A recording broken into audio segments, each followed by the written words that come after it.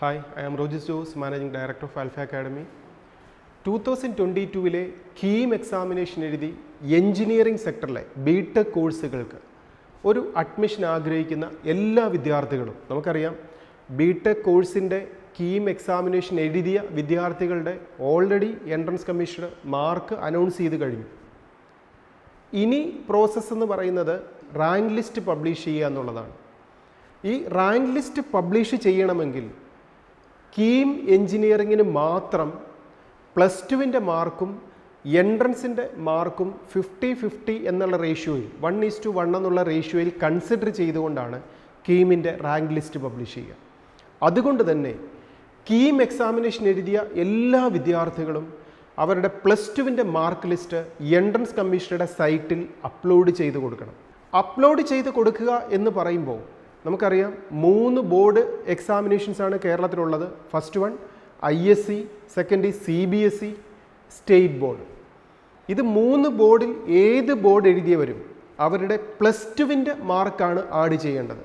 നമുക്കറിയാം സ്റ്റേറ്റ് ബോർഡിൻ്റെ വരുമ്പോൾ മാർക്ക് ലിസ്റ്റിൽ +1-ൻ്റെയും +2-ൻ്റെയും മാർക്ക് ലിസ്റ്റ് ഉണ്ടാവും.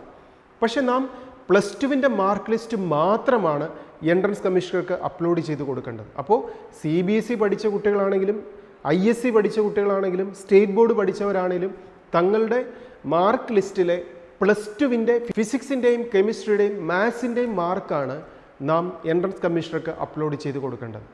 ഇനി അപ്ലോഡ് ചെയ്ത് കൊടുക്കാൻ ഓരോ വിദ്യാർത്ഥികളും എൻട്രൻസ് കമ്മീഷനുടെ സൈറ്റായ ckerala.gov.in എന്ന ഈ വെബ്സൈറ്റ് ഓപ്പൺ ചെയ്ത് കഴിയുമ്പോൾ ആ കാൻഡിഡേറ്റ്സിൻ്റെ പ്രൊഫൈൽ പേജിലേക്ക് എൻ്റർ ആവണം. യൂസർ നെയിമും പാസ്വേഡും എൻ്റർ ചെയ്തുകൊണ്ട് എൻ്റർ ആയതിനു ശേഷം അപ്ലോഡ് മാർക്ക് ലിസ്റ്റ് എന്ന ലിങ്ക് ക്ലിക്ക് ചെയ്ത് കഴിയുമ്പോൾ ഓരോ വിദ്യാർത്ഥികളുടെയും മാർക്ക് അപ്ലോഡ് ചെയ്യാനുള്ള പേജിലേക്ക് വരും. ആ പേജിൽ ഈ കാൻഡിഡേറ്റിൻ്റെ +2-ൻ്റെ റോൾ നമ്പർ എൻ്റർ ചെയ്ത് കൊടുക്കണം. ഈ റോൾ നമ്പർ എൻ്റർ ചെയ്ത് കൊടുക്കുമ്പോൾ അത് CBSE കുട്ടികളാണെങ്കിലും സ്റ്റേറ്റ് ബോർഡുകാരാണെങ്കിലും ISC-കാരാണെങ്കിലും റോൾ നമ്പർ എൻ്റർ ചെയ്ത് കഴിയുമ്പോൾ ആ വിദ്യാർത്ഥികളുടെ +2-ൻ്റെ മാർക്ക് ഈ 3 സബ്ജക്റ്റിൻ്റെയും മാർക്ക് ഓട്ടോമാറ്റിക്കായി തന്നെ അവിടെ എൻട്രൻസ് കമ്മീഷണറുടെ സൈറ്റിൽ വിസിബിൾ ആവും.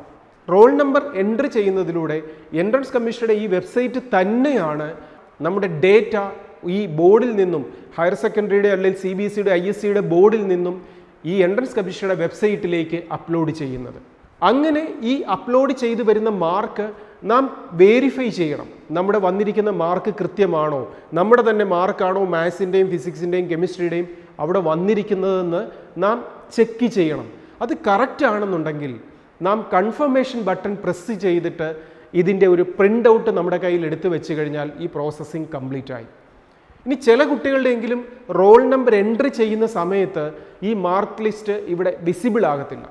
അങ്ങനെ വിസിബിൾ ആകാത്ത കുട്ടികൾ തങ്ങളുടെ +2-ൻ്റെ മാർക്ക് ലിസ്റ്റ് നോക്കി ഈ മാത്സും ഫിസിക്സും കെമിസ്ട്രിയുടെയും മാർക്ക് നാം അവിടെ എൻട്രി ചെയ്ത് കൊടുക്കണം. എന്നിട്ട് സബ്മിറ്റ് ചെയ്യണം.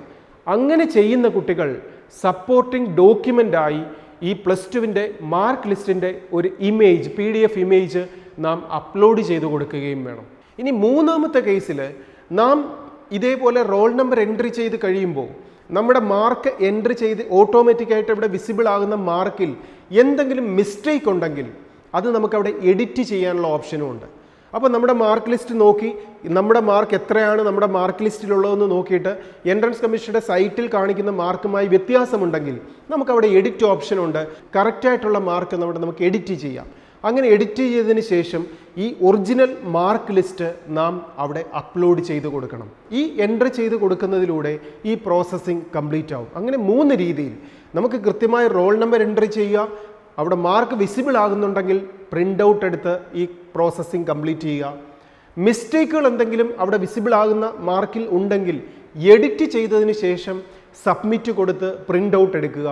3ാമതായി റോൾ നമ്പർ എൻട്രി ചെയ്യുമ്പോൾ മാർക്കൊന്നും വരുന്നില്ലെങ്കിൽ മുഴുവൻ മാർക്കും നാം എൻട്രി ചെയ്തതിന് ശേഷം സബ്മിറ്റ് ബട്ടൺ പ്രസ് ചെയ്ത് പ്രിൻ്റ് ഔട്ട് എടുക്കുക. പ്രത്യേകം മനസ്സിലാക്കുക, നാം എൻട്രി ചെയ്യേണ്ടത് ഫിസിക്സിൻ്റെയും കെമിസ്ട്രിയുടെയും മാത്സിൻ്റെയും സെക്കൻഡ് ഇയറിലെ മാർക്ക് മാത്രമാണ്. ഈ മാർക്കും എൻട്രൻസ് എക്സാമിനേഷൻ എഴുതി കഴിഞ്ഞപ്പോൾ 960 നടന്ന പരീക്ഷയുടെ മാർക്കും കൂടെ 1:1 എന്നുള്ള റേഷ്യോയിൽ എടുത്തിട്ടാണ് എൻട്രൻസ് കമ്മീഷണർ കീമിൻ്റെ റാങ്ക് ലിസ്റ്റ് പബ്ലിഷ് ചെയ്യുക.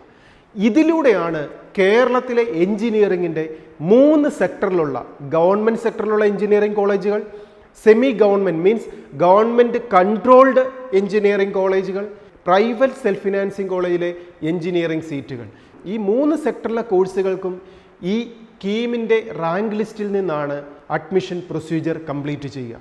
ഇവിടെ നമുക്കറിയാം, ഇതിൽ തന്നെ എഞ്ചിനീയറിംഗിൻ്റെ കീം എക്സാമിനേഷനിൽ പേപ്പർ 1 എന്ന് പറയുന്നത് ബി ഫാമിന് വേണ്ടിയിട്ടുള്ള പരീക്ഷയായിരുന്നു. ആ പേപ്പർ 1 ബി ഫാം എഴുതിയ കുട്ടികൾ മാർക്കൊന്നും അപ്ലോഡ് ചെയ്യേണ്ട. കാര്യം ആ ബി ഫാമിൻ്റെ മാർക്കിനെ മാത്രം ബേസ് ചെയ്തിട്ടാണ് റാങ്ക് ലിസ്റ്റ് പബ്ലിഷ് ചെയ്യുക. ഇനി അതുപോലെ തന്നെ ആർക്കിടെക്റ്റ് സെക്ഷന് വേണ്ടിയിട്ടോ അല്ലെങ്കിൽ മെഡിക്കൽ സെക്ഷന് വേണ്ടിയിട്ടോ ഒരു ആപ്ലിക്കേഷൻ കീമിൽ കൊടുത്തിരിക്കുന്ന വിദ്യാർത്ഥികളും മാർക്ക് ലിസ്റ്റ് ഒന്നും അപ്ലോഡ് ചെയ്യേണ്ട കാര്യമില്ല. എഞ്ചിനീയറിംഗ് സെക്ടറിലെ കോഴ്സുകൾക്ക് വേണ്ടിയിട്ട് കീം എക്സാമിനേഷൻ എഴുതിയ മുഴുവൻ വിദ്യാർത്ഥികളും ഈ മാർക്ക് ലിസ്റ്റ് അപ്ലോഡ് ചെയ്യുക എന്നുള്ള പ്രോസസ്സിങ്ങിൽ കൃത്യമായി പങ്കെടുക്കണം. അല്ലെങ്കിൽ ബിടെക് കോഴ്സിന് അഡ്മിഷൻ ആഗ്രഹിക്കുന്ന എല്ലാ വിദ്യാർത്ഥികളും, ഇനി ബിടെക് കോഴ്സ് എന്ന് പറയുമ്പോൾ നമുക്കറിയാം കീമിൻ്റെ കോഴ്സിലൂടെ നമുക്ക് അഡ്മിഷൻ കിട്ടുന്നത് ഫിസിക്സ്, കെമിസ്ട്രി, മാത്സ് മാത്രമല്ല, ബയോളജി പഠിച്ചവർക്കും അഡ്മിഷൻ കിട്ടുന്ന എഞ്ചിനീയറിംഗ് സെക്ടറിലെ കോഴ്സുകളുണ്ട്. ആ വിദ്യാർത്ഥികൾക്ക് ഫിസിക്സ്, കെമിസ്ട്രി, മാത്സിൻ്റെ അല്ല, ഫിസിക്സ്, കെമിസ്ട്രി, ബയോളജിയുടെയാണ് എൻട്രി ചെയ്ത് കൊടുക്കേണ്ടത്. അങ്ങനെ നമുക്ക് എലിജിബിൾ ആകുന്ന സബ്ജക്റ്റ്, നമുക്കൊരു അഡ്മിഷൻ ആഗ്രഹിക്കുന്ന കോഴ്സിന് വേണ്ട സബ്ജക്റ്റ് നാം എക്സാമിനേഷൻ എഴുതിയത് ഏതാണോ അതിൻ്റെ മാർക്കാണ് നാം എൻട്രി ചെയ്ത് കൊടുക്കേണ്ടത്.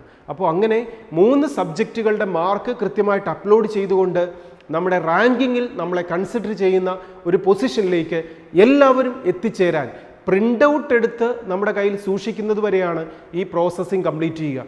ഇതിനു വേണ്ടി ലാസ്റ്റ് ഡേറ്റ് എന്ന് പറയുന്നത് ഓഗസ്റ്റ് 11 ആണ്. നമുക്കറിയാം എഞ്ചിനീയറിംഗ് സെക്ടറിൽ തന്നെ ഈ 3 സെക്ടറിലും ഗവൺമെൻറ് ആയിക്കോട്ടെ, സെൽഫ് ഫിനാൻസിങ് കോളേജുകളായിക്കോട്ടെ, സെമി ഗവൺമെൻറ് സെക്ടർ ആയിക്കോട്ടെ, ധാരാളം കോളേജുകളുണ്ട്. പക്ഷേ ഏറ്റവും മികച്ച കോളേജുകളിൽ ഏറ്റവും സെലക്റ്റഡ് ആയിട്ടുള്ള കോഴ്സുകൾക്ക് അഡ്മിഷൻ കിട്ടണമെങ്കിൽ ഏറ്റവും നല്ല റാങ്കുകളിൽ എത്തണം.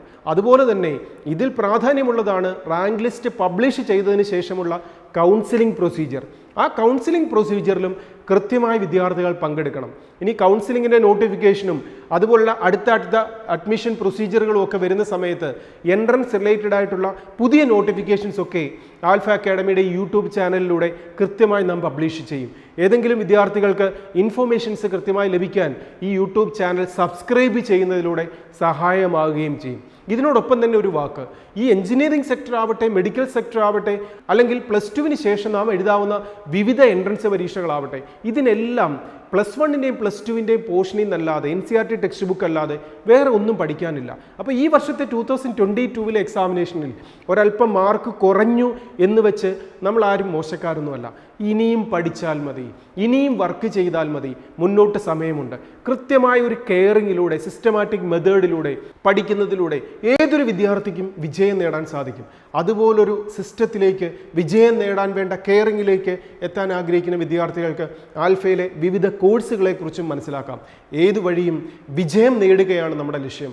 നിങ്ങളെ വിജയത്തിലേക്ക് എത്തിക്കാൻ ആൽഫ അക്കാഡമി കൂടെയുണ്ട്. Best wishes.